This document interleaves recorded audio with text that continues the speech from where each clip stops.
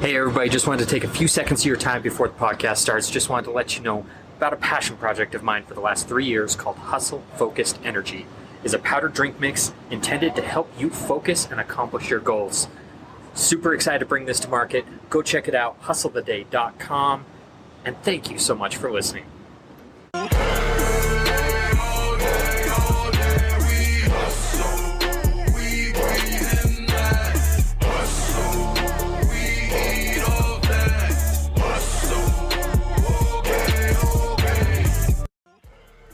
On this episode of the Hustle the Day podcast, I have Maria Fitzgerald on the show. Maria, at a young age, discovered the power of habits, setting your day up with intention and journaling, and she has since created a side hustle where she is creating journals to help people do the same thing. Great story. You're going to want to listen to this one. Let's jump into it. What's up, everybody? Welcome to the Hustle the Day podcast. My name is Trent. Super excited to have Maria Fitzgerald here today. Maria, why don't you jump in? Tell us a little bit about yourself. Thanks so much, Trent. I was so excited to be invited to be on the Hustle the Day podcast. I own a wellness brand, specifically a wellness journal called the One Ray Journal that helps you to track your healthy habits, just 5 of them, and start your day on a positive note to promote health and wellness for anyone in any season of their lives. I also do have a YouTube channel with different vlogs on motivation, wellness, and lifestyle to support the actual journal with resources on recipes, workouts, gratitude ideas, organization, a little bit of everything, and sharing my life on there. Very cool. Yeah. And, I've been following this journey for a little bit, and it's super exciting to see that you're coming out with some new products here shortly, a couple days after this podcast airs. And so that's exciting. But you mentioned the 5 simple things that you want to track. Is there a specific reason you came up with those 5, or how did that process come where you said, these are the ones that we've got to dial in? So these 5 habits have, for me, made the biggest difference. I get very overwhelmed easily, and I think that it's unrealistic to focus on 30 different areas of health when the media is feeding us, you have to be perfect at this and do this and this, and it feels overwhelming. And starting small has been what I've built success in healthy habits on. The 5 habits are setting your daily intention. So we do mental and physical health. So setting your intention, in my own definition, is what kind of person do you want to be? How do you want to present yourself? What habits or skills in your own life do you want to improve on? Daily gratitude. So what are you thankful for today? And very specific things. We don't go big. We don't go like my job, my career. We go my cup of coffee this morning, or that note that my boyfriend left me this morning. Something very small that makes you smile. Yeah. Nutrition. So you can either plan this before you actually do it, or you can reflect in the evening. But I ask myself, what food is going to energize and fuel me today? And then we write those things down so that we don't fall to temptation. Like when your coworkers ask if you want to go to lunch and you're like, oh, I was trying to eat healthy, but screw it. This sets you up for success. So you have a plan. Daily activity, which is how are you going to move your body today? How are you going to celebrate your ability to feel good and sweat for both mental and physical health? And then your hydration. So how much water are you drinking? Because I know that when I don't keep track, I don't drink enough, and then I get a headache or I get brain fogged or tired. And so those 5 things feel like they're the most important to actually create change in your life. Yeah. Absolutely. I completely agree with the water thing, and that, you've got to have that water intake there, because, I was doing some research for a video that I did about, 5 ways to naturally increase your energy. And one of them is water. And a 5% drop in hydration can represent a 30% drop in energy levels. So, it is drastic. So having the water can definitely make a difference in your day. So I'm glad that you're putting that out there. Is there a certain amount that works best for you, or is there a certain amount of water you try to hit?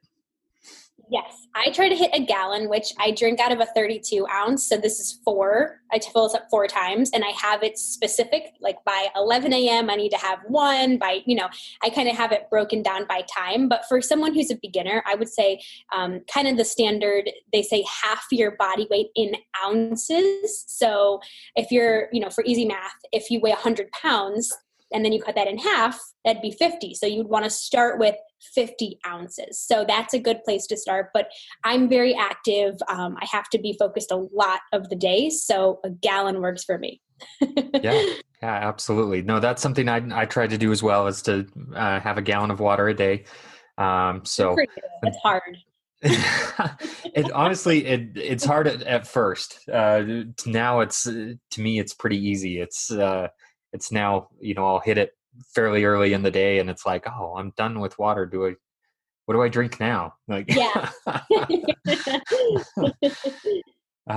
So you mentioned, starting the day with those intentions and with gratitude. And personally, I believe tremendously in gratitude and how that sets up your day. What benefits have you noticed in starting this journaling? And have you ever missed a day and seen how that contrasts your day with when you are journaling? Of course. I'm not perfect. I skip days. I get busy. It's interesting. So I think this is just, I forget who said it, but there's a biological, and somebody has done extensive research on this. It's actually a quote in one of my new journals. So that's why it's fresh on my head. But somebody has done research to show that there is a negative bias in our brains. So we're wired to think negatively majority of the time. That's why it's so easy for us to do. And days that I don't look at my life and say, what good is there? I wake up and I am so negative. I doubt myself. I predict my day. It's going to suck. I'm going to hate the people that I'm around. Like, to be honest with you, I am not a positive thinker, by, I don't know how to word this, but I guess I would say it's a thing that has taken work to think positive, and the gratitude list is the number one thing that I've noticed has helped that. And when I don't journal, I feel very off. My mind is scattered. I don't pump myself up with, encouragement like I know that I should. Yeah, absolutely. And, you talked about getting busy. You have a full-time job as well. So this is your side hustle, correct? Yes. Awesome. So I love that. I love people that are out there, trying to make that difference through a side hustle. They're not just stuck in a certain environment, and you're creating an impact while doing this at the same time, which is great. But how have setting those daily habits helped you in your entrepreneurial journey? Just like I set them for my health, I set them for my business. So I have a little bit of a different strategy when it comes to business. I first write down each project that I have going on. So like, for example, journals would be one, YouTube would be another. I write down all of the things that I know I have to do for the business, from insignificant to, have to get it done today. And then I break it down into the top 3. So what's going to move the needle the most? And then I schedule them into my calendar to make sure that I get them done, because being accountable for yourself in business is a little different than health, because it determines your paycheck. So if you don't get it done, it's a little bit more important. So, but I definitely think if you can develop the consistency in your health, you can develop it in your business, and vice versa. Yeah, absolutely. So I've had, somebody who's become a good friend who was on the podcast. He's a coach, and he talks about the first thing he does is he sets their health in order first. He's like, trying to think of the way he puts it, but you can't accelerate your business without having your health in order first. Like that is, that's what's going to make the difference, is by starting with your health, making sure your body's acting right so that your mind can act right, so that you can focus on your business. Absolutely. That is the thing. That's the foundation of every single thing you do in your life, how you lead your family, how you lead your business. And so if your health isn't in, they always say, there's a quote, again, I don't know who said it, but you can't pour from an empty cup. So you pour from your overflow. When you get yourself in check first, you're able to more easily give to others. And the quality of your work is so much better when you're thinking fresh. Like I wake up at 5 a.m. every day. I ride my spin bike. That wakes me up mentally before I even tackle any of the work that I have to do for the day. Yeah, absolutely. Yeah, getting your body moving, getting the blood flowing, that definitely helps. And that's something that honestly I'm a big proponent of, and lately I haven't been as good with it. And so it's one of those things where it's like I know the what I should be doing, and then I don't always do it. Yeah, well, that's the biggest thing is it's not what to do because everyone knows what to do. They know they should eat better. They know they should exercise. It's how do you break that momentary choosing the easier option or what you think would give you the more return on investment right away, even though long-term choosing that harder option is what's going to pay off. So that's kind of the big question that nobody can seem to find the answer to yet. Yeah. No, it is good to start with the hard things first, get those out of the way, and then the rest of it goes downhill from there. It's easier to knock off that task list when you tackle those hard things first. For sure. So, how is it that you stumbled upon the power of creating these habits? So it all goes back, and just like most products, they don't just happen, they don't just form because I thought, oh, it would be really cute to make a guided journal. When I was a sophomore in high school, I just did not feel good. And I would say I was kind of like a loner in high school. Like I'm an only child. I spent a lot of time alone. And I just didn't like where I was at mentally. I was eating a lot of processed foods like McDonald's French fries and Starbucks Frappuccinos. Not that there's anything wrong with them, but I was just consuming so much of it. And I was getting headaches and mentally I was just brain fogged. And I knew there was a way to feel better. And so I started running every day. I'm 16. I'm like not, in the best shape of ever because I never have worked out before. So I started running every day to get out of this mental slump.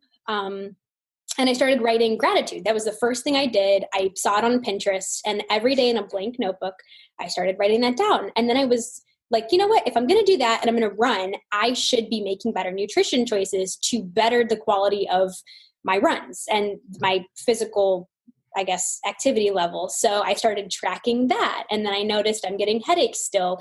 I'm not drinking enough water. And so piece by piece, the layers were there. And I continued to journal like that for 8 years before I actually came out with it, because people I would talk to would be like, how do you stay consistent in your healthy habits? And these are like my parents' friends, in their 40s who are like, how come you can do it? And I have this whole life experience. And I thought maybe it would be valuable for people to focus on the same things that I am and not get sidetracked by the commercials of the diet pills or the fit teas, because that's not what got me there. All of the least attractive things like eating a banana for breakfast instead of a fancy, diet pill or whatever, that's what got me there. So I thought, how could I help people make healthy habits without relying on myself? So I didn't want to do coaching. I wanted to just give people a tool that I use, that I continue to use to thrive as a healthy and happy version of myself that continues to get better. I don't want to say I'm the happiest or the healthiest, because I think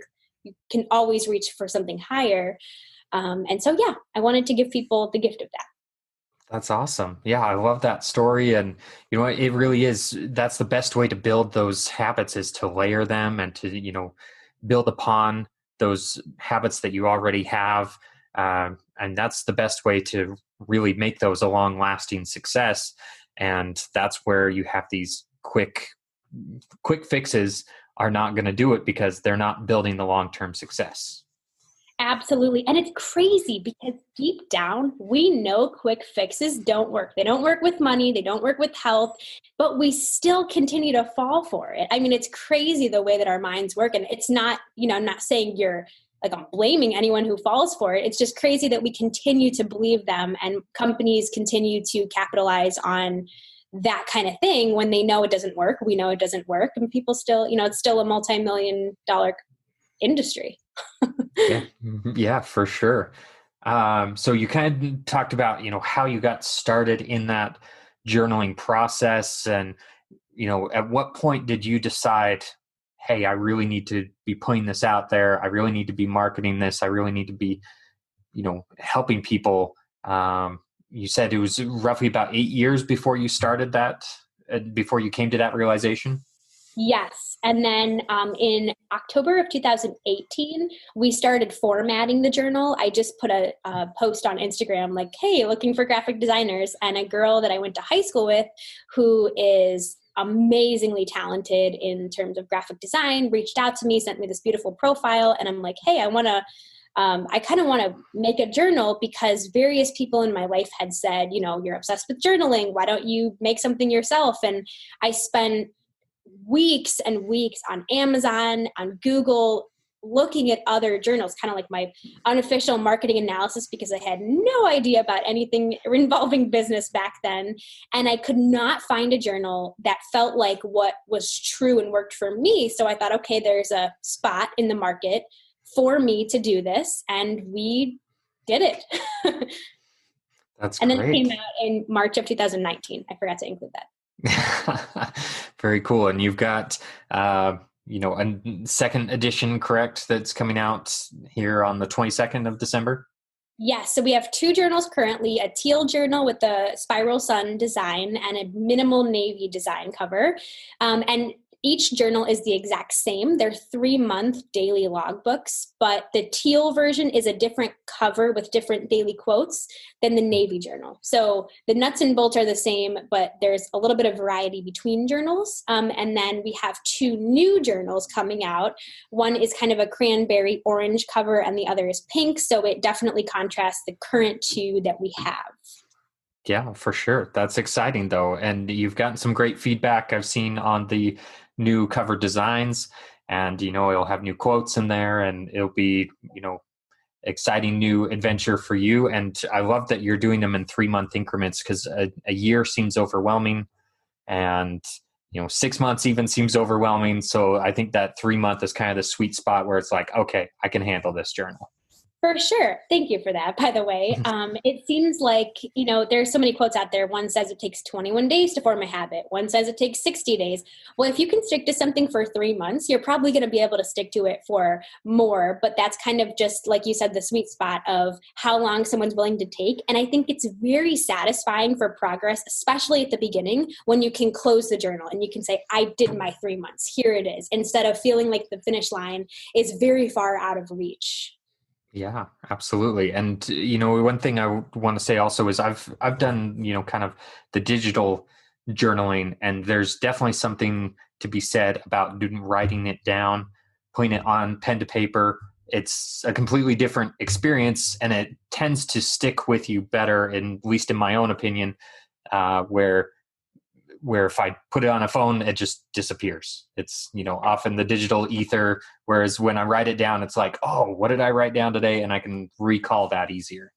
Yeah, I mean, there's so many different angles to that. There's, how the actual neurological connection from the brain to the hand when you write things down. Then there's the distraction from the phone. Things tend to get lost, no matter what we type on there. It's kind of like a funnel. Our brain just assumes, it's a lot of energy to be on your phone. So when you write down pen and paper with a blank white slate, you're focused, you're present in the moment, and you're more likely to stick to it due to all of the scientific research that has been done to prove that. Yeah. Yeah, that's awesome. So I know you've had quite the journey with this latest cover design. I wasn't following you when the first one came out, but what would you say is a challenge that you never expected to have happen in creating these journals? Well, first of all, I did not go to school for business, so I do not have experience in it. I do seek out books and podcasts, but I was unaware how unreliable manufacturing places are. And I'm so glad you reached out to me when you said you had so many issues with developing the Focus supplement. With this recent launch, our manufacturer dropped the ball. That the original one that I was supposed to use, a week before they were supposed to go into print, So that was an issue. And then last year, when I came out with the Navy journals, I had the previous manufacturer, before I looked for a new one, they shipped all the journals from Tennessee to Ohio, and the boxes were super damaged. There was no tape on them. The journals got melted in the sun, and I had 150 journals, out of my own pocket, because I do not use any loans or anything. And the journals came destroyed, and it was a mess. And so that's part of the reason why I found a new manufacturer. But it was on Halloween 2019, and I just cried. It was horrible, but you know what? You pick up, you keep going, and things get better. Oh, wow. That does sound devastating. I mean, that is unfortunate. I had, similar experiences, but nothing quite like that, where the product arrives that damaged and that's heartbreaking. It was. Yeah, it was. Well, you learned from that. You found a better manufacturer now that, hopefully can package their things the right way. And for sure. Yeah. Well, that's a good learning experience. It is unfortunate that you had to go through that, but at the same time, you can either take that as a loss, or you can take that as a learning experience.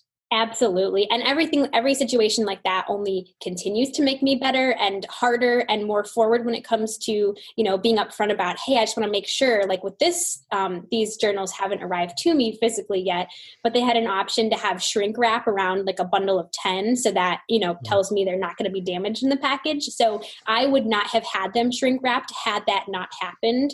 And who knows, in the future, something worse would have happened if I had a bigger shipment. So it was a good learning experience. I have no negative opinions from that one. Well, that's good. And that's fortunately something I didn't have to worry about with my product. Is it was just manufactured 45 minutes down the road. So I went and took my truck and loaded the pallet on, and, I could go through it then and there and make sure everything was good. But that's so good. Since this is the Hustle of the Day podcast, what would you say is your personal definition of the word hustle? To me, hustle means giving your best focus and energy and intention in the time that you have to work. Because for a lot of us working 9 to 5, we don't have an 8-hour day. We have 3 hours after work when you're exhausted. So putting your best foot forward and deciding to show up as your best self, even though you're tired, even though you're exhausted, but keeping that to a shorter amount of time than all day. Because traditionally, like you were talking about, hustle used to mean all day, every day, 24/7 grind. Now it's how can I maximize the energy and focus that I have to do my best work in a short amount of time? Yeah, absolutely. And like you said, you've got that minimal amount of time. You've got your full-time job. You've got this. You've got so many strategies around this too. You've got to be able to segment that time and be able to focus in on that. And, I love that definition. Speaking of, segmenting this, you've got the journals. We've talked a lot about the journals. How does YouTube play into this? How is it that that's become a part of your strategy? So one thing that keeps me motivated is watching other people on YouTube in the fitness space, in the entrepreneurship space.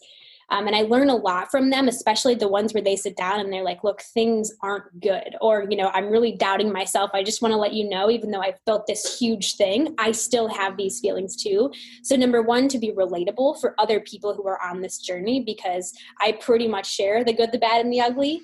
And number two, to act as a resource if you're using the journal and you're like, great, I have the journal, but now I don't know what to write in the activity section because I've never worked out before, or I don't know how to put together a wholesome, healthy meal. So there's a good bit of all of that on the channel about different ways and different examples that you can implement it into your life, no matter what season or what your life looks like.